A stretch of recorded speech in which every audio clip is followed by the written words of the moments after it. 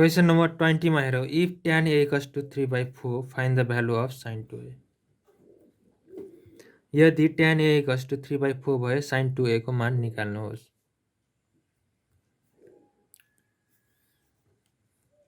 भनेपछि हामीलाई के भ्यालु दिएको छ tan a को भ्यालु दिएर sin 2a को भ्यालु निकाल्न भन्दैछ अब हेरौँ sin 2a को फर्मुला के हो भन्दा फर्मुला हो 2 tan a 1 plus tan square a हो भनेपछि अब हामी एप्लाई गर्छौं sin 2a equals to 2 tan a divided by 1 plus tan square a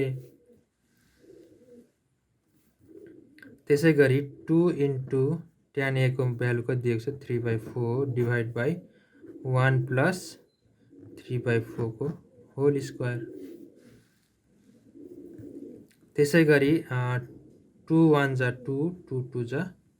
4 भनेपछि 3/2 divided by 1 plus 9 divided by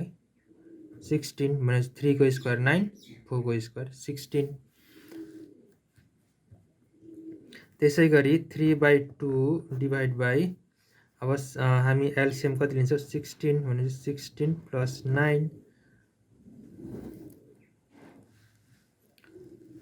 त्यसै गरी 3 divided by 2 divided by 16 plus 9 25 divided by 16 अब यो डिवाइड फर्ममा छ यसलाई हामी मल्टिप्लाई फर्ममा लाग्दाखेरि 3/2 into 16/25 भनेपछि 2 1 जा 2 2 8 जा